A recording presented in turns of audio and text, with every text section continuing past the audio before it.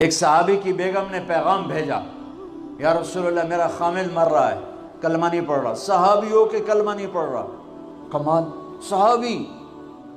اب بھاگ کے گئے، ہم نے کہا بیٹا کلمہ پڑھ، پڑھوانے والے نبی، پڑھنے والا صحابی۔ کہا جی پڑھا نہیں جاتا، بول رہا ہے کلمہ نہیں پڑھا جا رہا۔ ہم نے کہا کیا ہو؟ کہا جی بس پڑھا نہیں جاتا۔ آپ نے فرمایا اس کے والدین میں کون زندہ ہے؟ کہا جی ماں زندہ ہے۔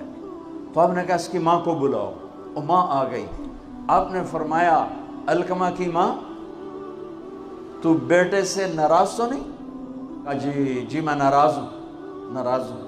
کہا تجھے کیا ناراضگی ہے؟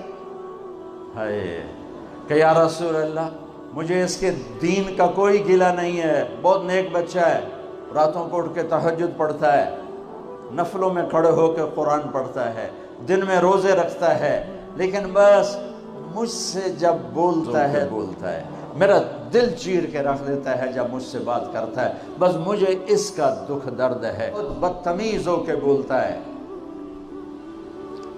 آپ نے فرمایا معاف کرو گی؟ کہ جی نہیں چاہتا۔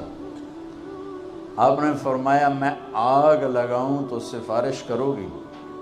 کہا جی آگ میں تو نہیں دیکھ سکتی، سفارش کروں گی۔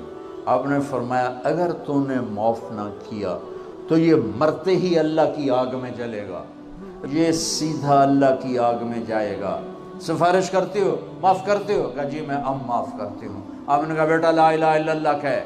اس نے کہا لا الہ الا اللہ اور جان نکل گئی۔ آپ نے اس کا جنازہ پڑھایا اور پھر اعلان کیا اس کی قبر پہ کھڑے ہو کر، جس نے ماں باپ کو دکھ دیا اس پہ اللہ کی لعنت، اس پہ فرشتوں کی، اس پہ زمین آسمان کی لعنت، ان کی نہ نماز قبول ہے، نہ روزہ قبول ہے، نہ صدقہ قبول ہے۔